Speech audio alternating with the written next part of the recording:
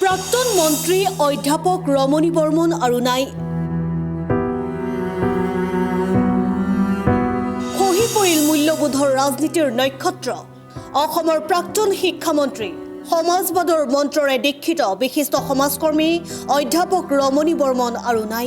মৰতৰ ঠিকনা এৰি কোনোদিনে উভতি নহাৰ বাটেৰে সৰগৰ বাট ললে অধ্যাপক ৰমণী বৰ্মনে। সোমবাৰে পুৱা খহি পৰিল এক অসমৰ ৰাজনৈতিক ক্ষেত্ৰৰ এক নক্ষত্ৰৰ। সততা আৰু নৈতিকতা আছিল যাৰ অলংকাৰ। নলবাৰী চহৰৰ ভাড়াঘৰতে প্ৰায় এমাহ ধৰি ৰোগশয্যাত পৰি থকাৰ অন্তত শেষ নিশ্বাস ত্যাগ কৰিলে নলবাৰী কলেজৰ অৱসৰীয়া অধ্যাপকগৰাকীয়ে। জীৱন নাট সামৰিলে ৮৭ বছৰীয়া ৰাজনীতিকগৰাকীয়ে। মৃত্যুৰ সময়ত তেওঁ এজন পুত্ৰ, এগৰাকী কন্যা, বহু আত্মীয় আৰু অসংখ্য গুণমুগ্ধক এৰি থৈ যায়। আজীৱন মূল্যবোধৰ ৰাজনীতি কৰা ৰমণী বৰ্মন মন্ত্ৰী আছিল, কিন্তু বৰ্তমান নাই নিজাকৈ এটা ঘৰ। নলবাৰী চহৰৰ MNC বালিকা কলেজৰ ওচৰত থকা পুৰণি ঘৰটো ভাঙি ব্যৱহাৰৰ অনুপযোগী হৈ পৰাত একমাত্ৰ পুত্ৰৰ সৈতে ঘৰটো নতুনকৈ সজাৰ ব্যৱস্থা কৰিছিল যদিও সম্পূৰ্ণ হৈ উঠা নাই।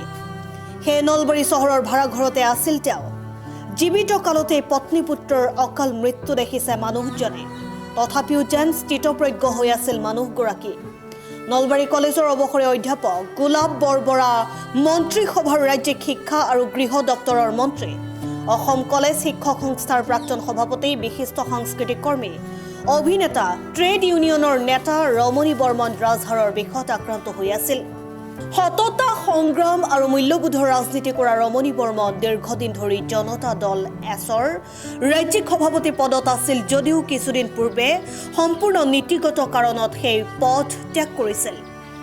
উল্লেখনীয় যে 1978 চনত ধৰ্মপুৰ সমষ্টিৰ পৰা বিধায়ক নিৰ্বাচিত হোৱা ৰমণী বৰ্মন গোলাপ বৰবৰা মন্ত্ৰীসভাত ৰাজ্যিক শিক্ষা আৰু গৃহ দপ্তৰৰ মন্ত্ৰী আছিল। অধ্যাপক ৰমণী বৰ্মনৰ বিয়োগৰ বাতৰি বিয়পি পৰাত গুণমুগ্ধৰে ভৰি পৰিছে তেওঁৰ ভাড়াঘৰ। নলবাৰী সমাজ জীৱনৰ বাবে এক অপূৰ্ণীয় ক্ষতি। নলবাৰী জিলাবাসী আজি এজন অভিভাৱক হেৰুৱাইছে।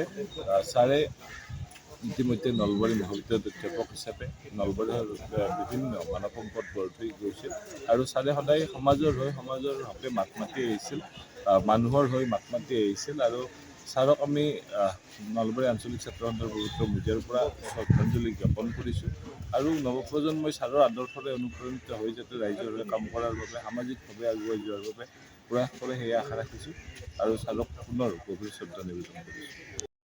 নহয়, গোটেই অসমবাসীৰ অপূৰণীয় ক্ষতি বুলি আমি ভাবিছোঁ। কাৰণ অসমৰ ৰাজনীতি মহলত যিসকল নেতা দপদপাই থাকে, যিসকল ৰাজনীতি কৰে, আপোনালোকে জানে যে বেছিভাগে ৰাজনীতিৰ আদৰ্শৰ লগত কোনো মিল নাই।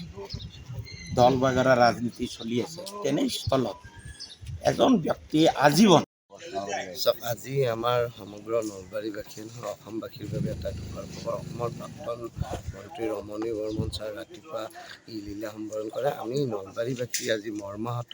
নলবাৰীৰ এজন প্ৰকৃত নলবৰীয়ান, প্ৰকৃত মানৱ সম্পদ হেৰালে যিজন ব্যক্তিয়ে কেৱল মাত্ৰ এজন ৰাজনৈতিক ব্যক্তিয়ে নহয়, সকলো দিশতে নলবাৰীবাসীৰ প্ৰতি অৱদান আগবাঢ়িছে। সেয়া নাট্য ক্ষেত্ৰতে হওক, সংগীত ক্ষেত্ৰতে হওক, নলবাৰীৰ বিভিন্ন সামাজিক সমস্যাৰ ক্ষেত্ৰতে হওক, ৰমণী বৰ্মন ছাৰে যোৱা সময়ছোৱাত নলবাৰীবাসীৰ হকে মাত মাতি আহিছিল।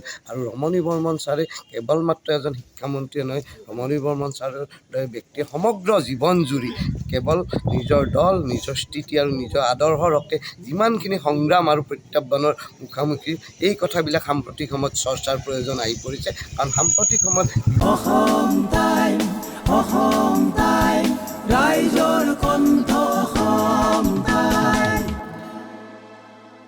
ইংৰাজী মাধ্যমৰ আগশাৰীৰ শিক্ষানুষ্ঠান নলবাৰী পানীগাঁৱৰ দিল্লী পাব্লিক ছেকেণ্ডাৰী স্কুল আপোনাৰ সন্তানৰ বাবে এখন নিৰ্ভৰযোগ্য শিক্ষানুষ্ঠান। আমাৰ ইয়াত ডিজিটেল পদ্ধতিৰে অভিজ্ঞ শিক্ষকৰ দ্বাৰা পাঠ্যক্ৰমৰ শিক্ষাৰ উপৰি সংগীত, ক্ৰীড়া, কম্পিউটাৰ, আচাৰ ব্যৱহাৰ আদিৰ শিক্ষা দিয়া হয়।